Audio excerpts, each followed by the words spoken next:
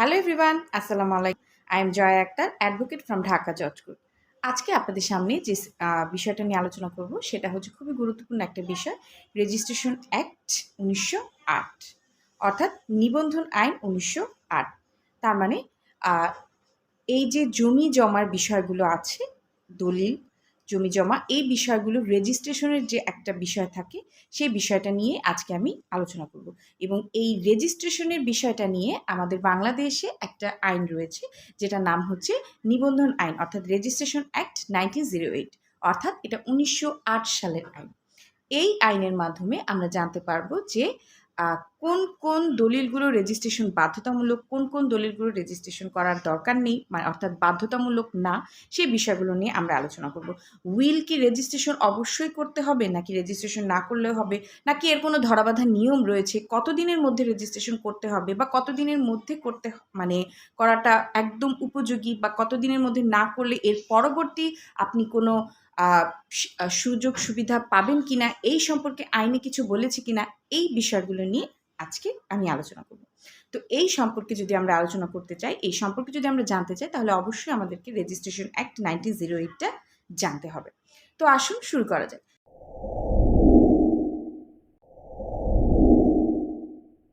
Registration act ১৯০৮-এ এখানে বেশ কতগুলো ধারা রয়েছে।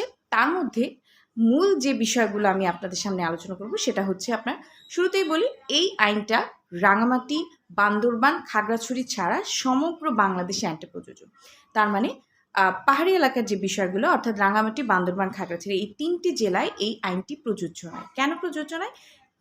কারণ এই ৩টা এলাকার মধ্যে যেই মানে জমি জমা সংক্রান্ত যে বিষয়গুলো হয়, সেই বিষয়গুলো সাধারণত ওই এলাকার যে গ্রাম প্রধান, সে এই বিষয়গুলো আপনার নিয়ন্ত্রণ করে থাকে।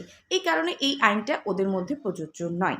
অর্থাৎ এই আইনটা শুধু যে এই আইনটাই ওদের মধ্যে প্রযোজ্য না তা কিন্তু না। বাংলাদেশের বেশ কিছু আইন রয়েছে যা কিনা এই ৩টা জেলার মধ্যে প্রযোজ্য না, অর্থাৎ রাঙামাটি, বান্দরবান, খাগড়াছড়ি ৩টা জেলার মধ্যে প্রযোজ্য নয়। আচ্ছা, অন্য কোনো আইনের দিকে না গিয়ে আমরা আজকে রেজিস্ট্রেশন অ্যাক্ট নিয়ে যেহেতু আলোচনা করছি, এই বিষয়টুকু আমরা দেখি।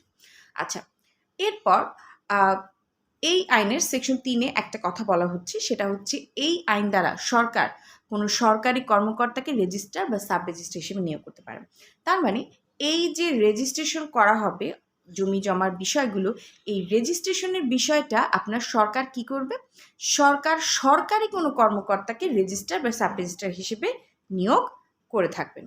আচ্ছা, এছাড়াও সরকার চাইলে কোনো সরকারি কর্মকর্তাকে রেজিস্ট্রার এবং সাব রেজিস্ট্রার হিসেবে যে নিয়োগ দিতে পারেন, সেটা হচ্ছে রেজিস্ট্রার যাকে নিয়োগ দিবেন তিনি হবেন জেলায়, এবং সাব রেজিস্ট্রার যে তিনি হবেন উপজেলায়। তার মানে রেজিস্ট্রারের কার্যালয় হবে জেলায় এবং সাব রেজিস্ট্রারের কার্যালয় হবে কোথায়? উপজেলায়। আশা করি আপনাদের কাছে এতটুকু বিষয় ক্লিয়ার হয়েছে। আচ্ছা, এই যে সাব রেজিস্ট্রার পদটিতে, মানে দ্বিতীয় শ্রেণী থেকে যে প্রথম শ্রেণীর মর্যাদার আপনার পদ সম্পূর্ণ করা হয়, সেটা কিন্তু ১৯৯৪ সালে করা হয়। তার মানে সাব রেজিস্ট্রারের পদটা কিন্তু আগে আপনার কি ছিল? দ্বিতীয় শ্রেণীর পদে ছিল। কিন্তু ১৯৯৪ সালের পর থেকে এইটা মানে আপনার এই সাব রেজিস্ট্রারের পদটাকেও আপনার কি করা হচ্ছে? প্রথম শ্রেণীর পদে আপনার সমমর্যাদা দেয়া হয়েছে, অর্থাৎ ১৯৯৪ সালের পর থেকে। তার মানে এই আইনটা কিন্তু ১৯০৮ সালের আইন, কিন্তু রেজিস্টার যেটা ছিল সেটা প্রথম শ্রেণীর পক্ষে সমমর্যাদা সম্পূর্ণ ছিল, কিন্তু সাব রেজিস্ট্রারের যে পদটা সেটা কিন্তু প্রথম শ্রেণীর ম্যাজিস্ট্রেটের পদে সমমর্যাদা ছিল না, সেটা ১৯৯৪ সালের পর থেকে সমমর্যাদায় করা হয়েছে। আচ্ছা, এরপরে আমরা যে বিষয়টা জানবো সেটা হচ্ছে, যদি মনে করেন যে আপনার জেলা রেজিস্ট্রারের পদ অনির্দিষ্টকালের জন্য শূন্য থাকে, তখন সেই ক্ষেত্রে জেলা রেজিস্ট্রারের যেই আপনার দায়িত্বগুলো, এই দায়িত্বগুলো কে পালন করবে, এই বিষয়টা নিয়ে একটা প্রশ্ন আসে।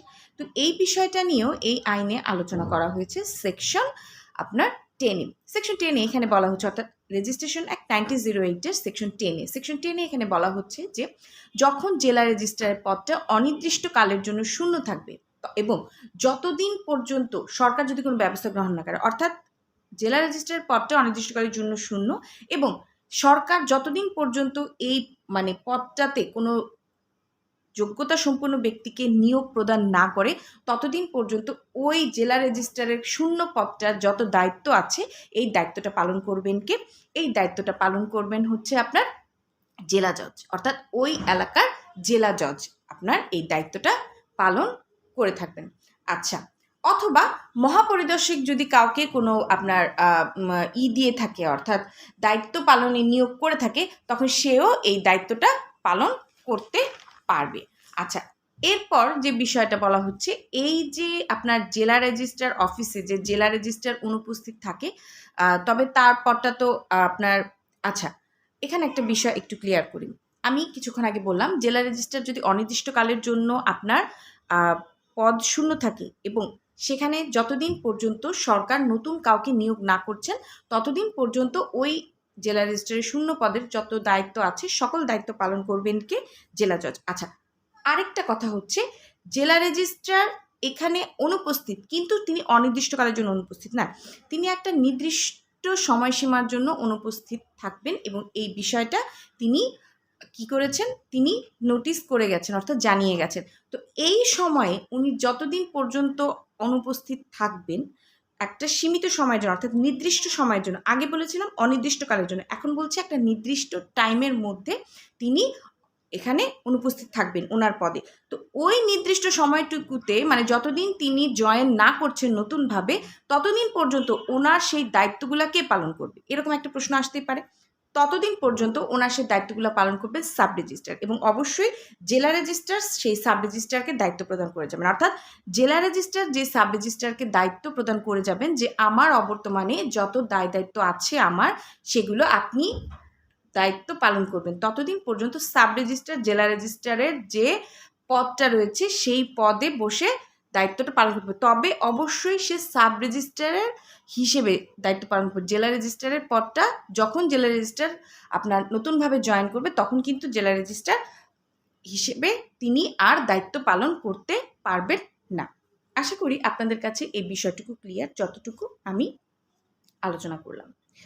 তো এই ছিল আমার আজকের আলোচনা। আজকের আলোচনায় বেশি কিছু আলোচনা করিনি, জাস্ট রেজিস্ট্রেশন অ্যাক্টের যে একটা নর্মাল ধারণা, অর্থাৎ প্রাথমিক প্রাইমারি ডিসকাশন, সেই জিনিসটাই আমি আপনাদের সাথে আলোচনা করার চেষ্টা করছি।